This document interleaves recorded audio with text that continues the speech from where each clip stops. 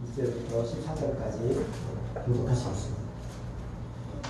그때에 가이사 아구스도가 영을 내려 천하로 다 호적하라 하였으니 이 호적은 율법과 주야 통독이 되었으되 성성하라.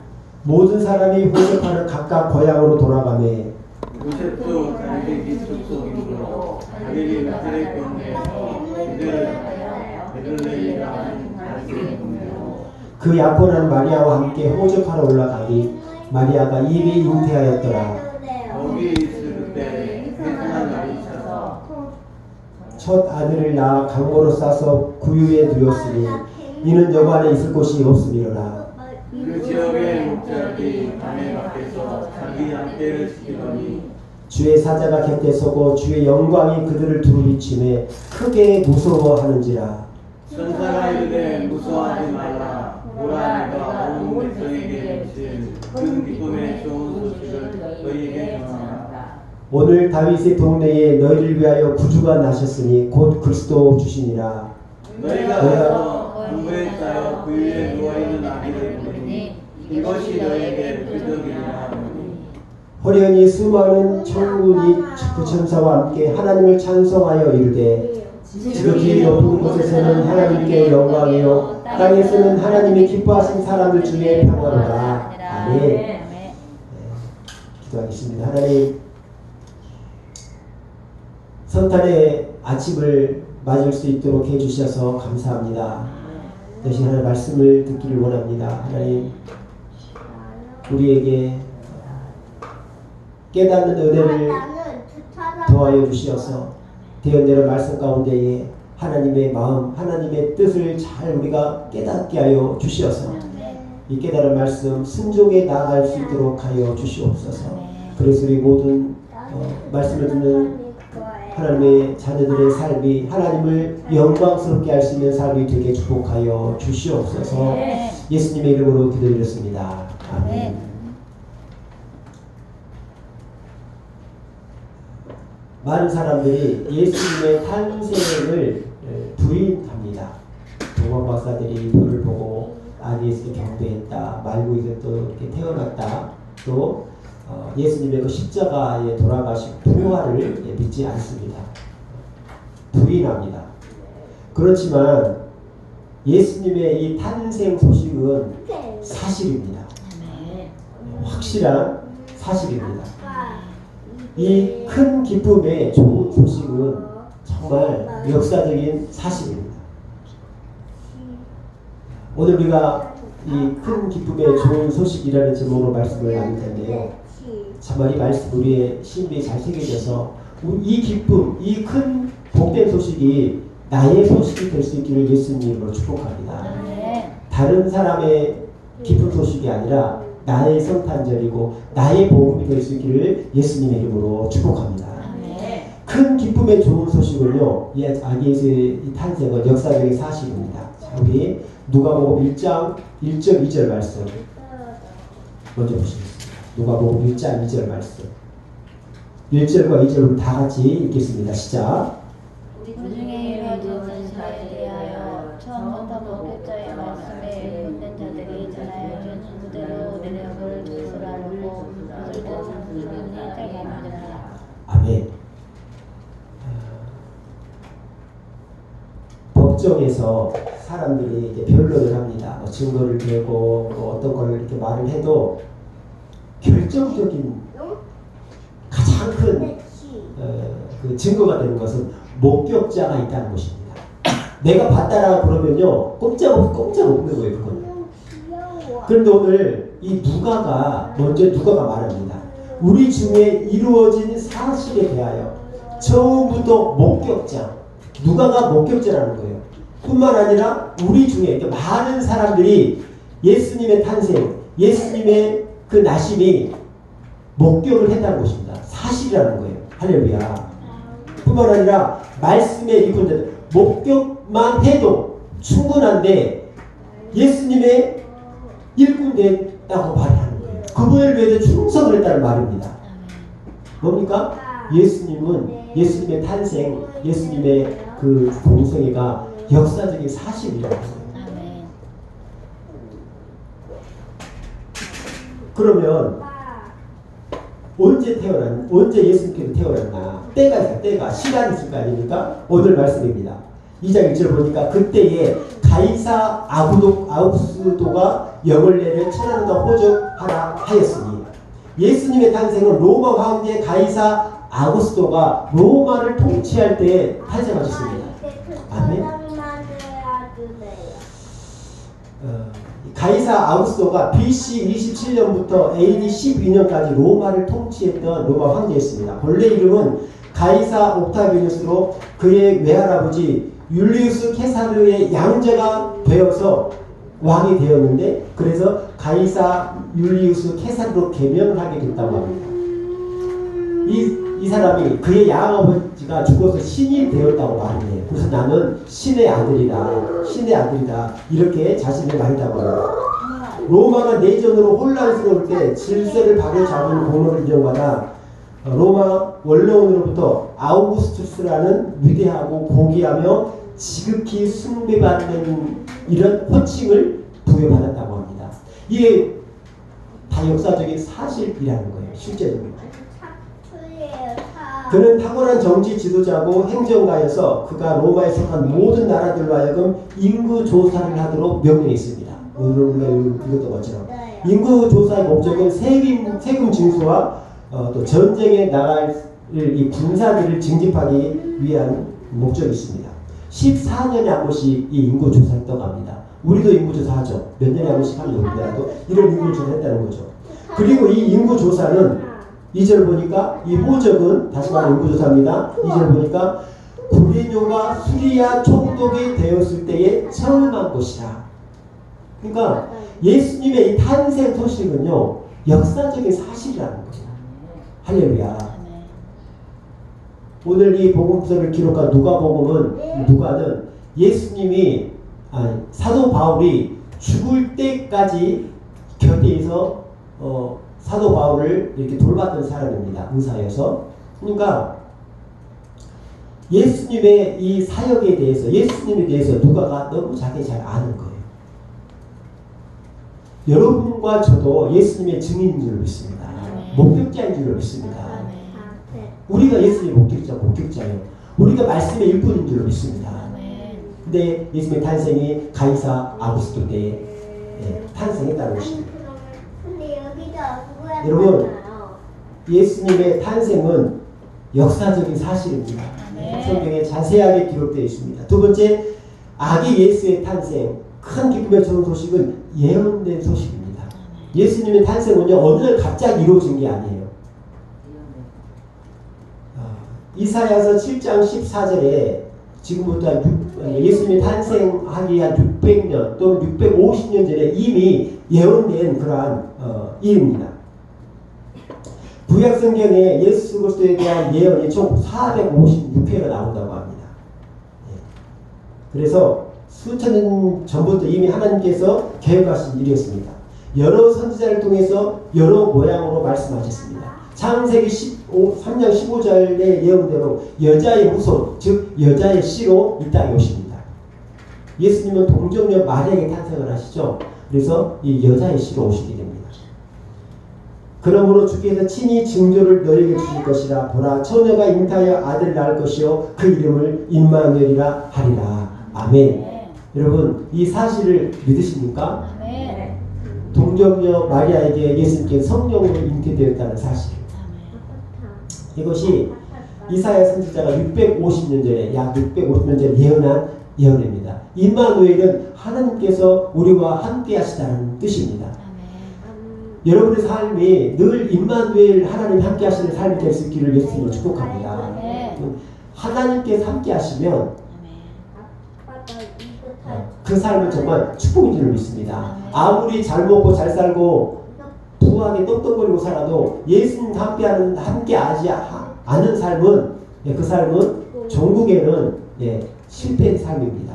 우리는 정말 예수님과 함께하는 동행하는 삶이 될 수 있기를 축복합니다. 미가서 5장 2절 약 750년 전의 예언입니다. 베들레헴 에브르다야 너는 유다 족속 중에 작을지라도 이스라엘을 다스리는 자가 내게로 나올 것이라. 그는 군부 상고의 영혼에 있느니라. 오늘 말씀에 4절 말씀의 이런 내용이죠. 다시 한번 읽겠습니다. 시작. 요셉도 다윗의 집 족속이므로 갈릴리 나사렛 동네에서 유대를 향하여 베들레헴이라 하는 다윗의 동네로. 아멘. 우리가 보기에는 우리 인간적인 눈으로 볼 때는 지금 마리아가 이 로마 황제의 명을 받아가지고 베들레헴으로 내려가는 것 같아요. 그렇죠? 호적 신고하고 이제 베들레헴으로 내려가는 것 같지만 이게 다 하나님의 계획이라는 것입니다. 이미 750년 전에 베들레헴에서 예수님이 태어날 것을 예언하셨어요. 하나님의 다 계획인 줄 믿습니다. 그러니까 예수님의 탄생 소식은요 이미 예언된 소식이었던 거예요. 베들레헴은 유다 지역의 아주 작고 보잘것없는 그런 고을이었다고 합니다. 정치적으로나 군사적으로 아무런 중요한 위치도 지니지 못한 그저 초라한 마을에 불과했습니다. 그런 하나님은 이러한 성읍을 택해서 당신의 독생자 예수를 태어나게 하셨습니다.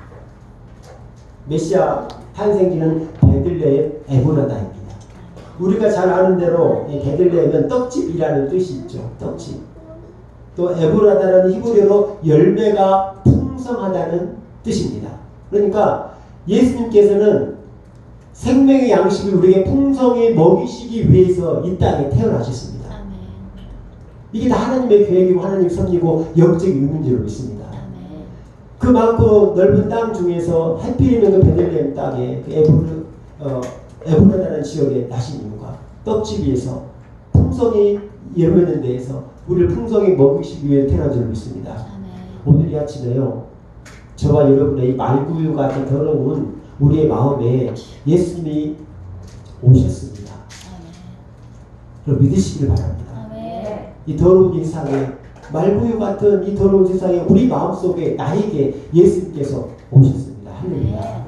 여러분 이 성탄절을 나의 성탄절로 받아주시길 축복합니다. 예수님께서 말씀하십니다. 나는 하늘에서 내려온 산떡이니 사람이 이 떡을 먹으면 영생하리라. 내가 곧 생명의 떡이다. 그분을 자신의 광야에서 내린 만나라고 말씀하셨습니다. 여러분 예수님의 탄생은 우연이 아니라 예언의 성취입니다. 마지막으로 큰 기쁨의 좋은 소식 들은 사람들이 목자들이었습니다. 이 목자라는 양치는 직업은 이스라엘 민족 중에서 가장 천하게 여김을 받는 직업이에요. 그 짐승, 그 막 짐승 냄새, 짐승의 똥 냄새, 이렇게 잘 씻지도 못하고 늘 그 짐승의 그런 악취가 배어있는 그런 사람들이 있다고 합니다. 그 사람들은 부정하게 여김을 받았어요. 그런데 제일 먼저 이 복음을 접한 예수님의 탄생 소식을 접한 사람들이 이 가난하고 멸시받고 천대받는 목자들이었다는 거예요. 너무 어리석지 않습니까? 우리 돈이 없잖아요. 다 가난하고. 여러분 심령이 가난한 자는 천국이 저일 것이라고 말씀하셨습니다. 우리가 하나님 앞에서 예수님 가난한 심령이 될 수 있기를 축복합니다. 영적으로 가난해서 하나님 더 주세요. 더 주세요. 하나님 더 주세요. 영적인 어떤 그런 복에 대해서 예수님 더 갖고 싶어요. 말씀을 더 갖고 싶어요. 이런 가난한 심령이 될 수 있기를 예수님으로 축복합니다. 천국이 저희 것이라고 말씀하십니다. 예수님께서 돈 많고 권력 있고 이런 궁중에 가지 않으셨어요. 오해하지 마시고 들으시기 바랍니다. 제가 새벽 기도를 이렇게 하고 내려오면 쓰레기 청소하는 그 분들이 청소를 하고 있습니다. 막 청소를 해요. 여름에는 얼마나 낙취가 심합니까? 그래서 야 저분들 몇 시에 일어날까? 몇 시에 일어날까? 회사에 가서 뭐 이렇게 뭐 실무도장 찍고 그러고 나고 일 나오실 거 아니에요. 그럼 도대체 몇 시에 나오실까? 예수님께서 그렇게 낮고 천한 분들에게 오신다는 거예요.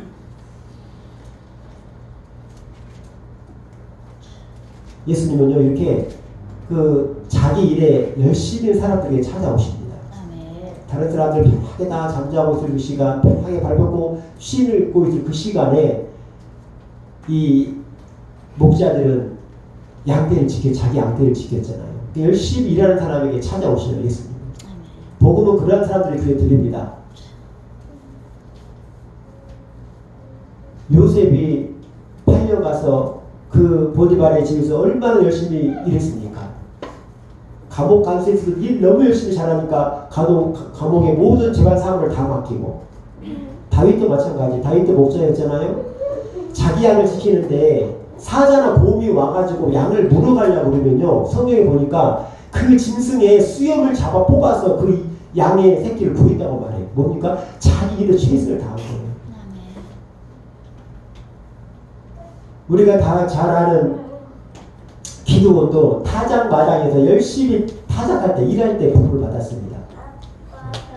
베드로도 마찬가지로 고기 잡을 때 예수님께 부름을 받았고, 사도 바울 역시 마찬가지로 잘못된 열심이지만 열심히 일하러 갈 때에 하나님 예수님께를 만난 거예요.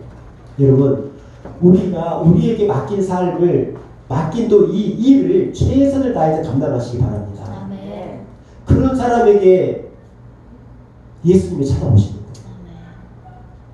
여러분, 올 한해 여러분들에게 맡겨진 일들이 있습니다. 교회 직분이 지어졌고, 성도님, 목사님들은 맡은 일도 없는데요.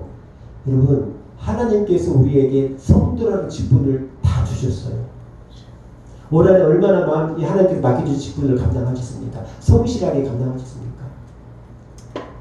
하기 싫으면 하고, 하기 안 좋으면 안 하고, 기분에 따라서 하진 않았습니까? 올 한 해를 여러분 뒤돌아보며 하나님께 맡겨주신 일을 내가 어떻게 감당했나 뒤돌아보실 수 있는 시간이 될 수 있기를 바랍니다. 하나님은요, 예수님은요, 열심히 일하는 사람 찾습니다. 열심히 일하는 사람에게 복을 주십니다. 할렐루야. 저와 여러분이 정말 다가올 2023년 새해에는 맡겨주신 직분, 맡겨주신 사명 잘 감당하여서 큰 복을 받기를 축복합니다. 아멘. 정말 그 새벽까지도 열심히 자기를 일을 열심히 했던, 최선을 다했던 이 목자들에게 예수님께서 찾아오셨습니다. 마지막으로 2장 14절 말씀 읽겠습니다. 시작. 지극히 높은 곳에서는 하나님께 영광이요, 땅에서는 하나님이 기뻐하신 사람들 중에 평화로다 하니라. 아멘. 예수님의 탄생은 하나님께 영광이 되었습니다. 아멘. 아멘. 우리의 생애도 하나님께 영광이 되는 삶이 될 수 있기를 축복합니다. 아멘. 또한 수많은 사람들이 이 땅에서 살아가는데 하나님께서 기뻐하시는 사람들 중에 평안하고 말씀합니다. 하나님의 기뻐하심을 입은 사람들 중에 평안. 그러니까 우리가 성탄절하면 하늘에는 영광, 땅에는 평안인데 그게 아니라 하나님의 기뻐하시는 사람들에게 이 평화가 임하는 거예요. 아멘. 어떤 사람들입니까? 예수님 믿는 사람들.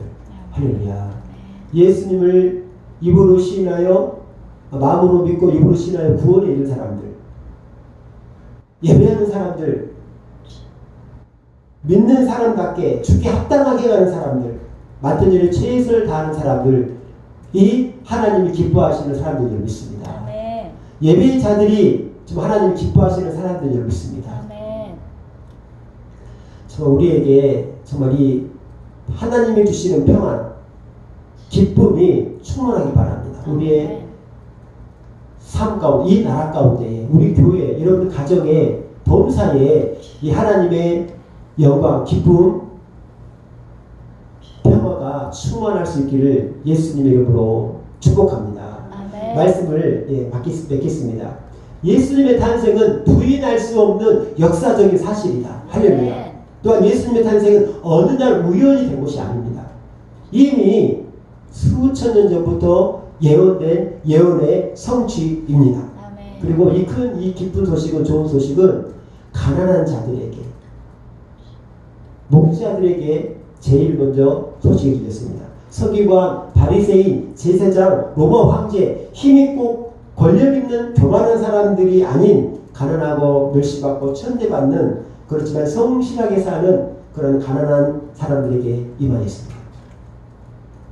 우리도 가난한 심령이 돼서 이 성탄의 기쁨이 저와 여러분의 기쁨이 될 수 있기를 예수 그리스도로 축원드립니다. 아멘. 하늘은 영광이요 땅에서는 기뻐하심을 입은 사람들 중에 평화로다 고백할 수 있는 이 성탄의 계절이 될 수 있기를 예수 그리스도의 이름으로 축원드립니다. 아멘. 축원드립니다. 아멘. 아멘. 말씀하시면서 기도하시겠습니다.